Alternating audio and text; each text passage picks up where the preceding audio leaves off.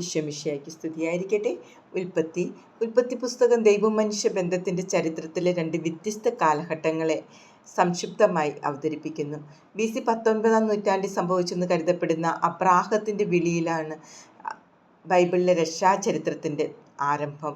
സൃഷ്ടിയുടെ ആരംഭം മുതൽ ദൈവം അബ്രാഹത്തെ വിളിക്കുന്നത് വരെയുള്ള കാര്യങ്ങളാണ് ഇവിടെ 1 തൊട്ട് 11 വരെയുള്ള അധ്യായങ്ങളിൽ പ്രതിപാദിച്ചിരിക്കുന്നത്.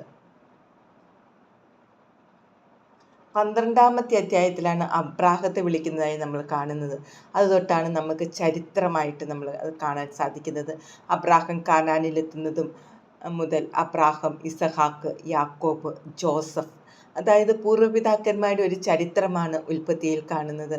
അങ്ങനെ ക്ഷാമത്തിൻ്റെ കാലത്ത് ഈജിപ്തിൽ ദേശാധിപതിയായിരിക്കുന്ന ജോസഫിൻ്റെ അടുത്തേക്ക് ഭക്ഷ്യധാന്യത്തിനായിട്ട് യാക്കോബും മക്കളും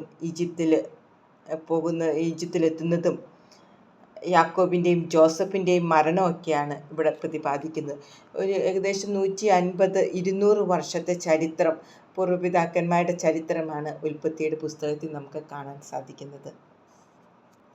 ഇവിടെ നമുക്ക് കാണാൻ സാധിക്കും അബ്രാഹത്തെ വിളിച്ച് കാനാൻ ദേശത്തോട്ട് കൊണ്ടുപോകുമ്പം ആ ദൈവപരിപാലനം മുഴുവൻ കേന്ദ്രീകൃതമായ ഒരു പ്രത്യേക ജനതയുടെ, ദൈവത്തിൻ്റെ സ്വന്തം ജനമായിട്ട് ദൈവം തിരഞ്ഞെടുത്ത് അവരെ വിളിച്ച് വേർതിരിച്ച് അങ്ങനെ ഒരു ജനതയാക്കി മാറ്റുന്ന ആ ഒരു ചരിത്രത്തിലേക്ക് നാം കടക്കുന്നു.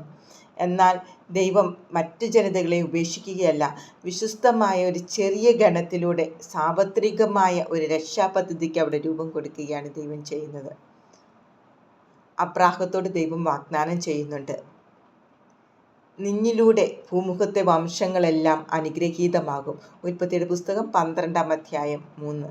അബ്രാഹം മുതൽ ജോസഫ് വരെയുള്ള പൂർവ്വപിതാക്കന്മാരുടെ ചരിത്രമാണ് നമുക്ക് ഉൽപ്പത്തിയുടെ പുസ്തകം 12 മുതൽ 50 വരെയുള്ള അധ്യായങ്ങൾ നമുക്ക് കാണാൻ ആയിട്ട് സാധിക്കുന്നത്.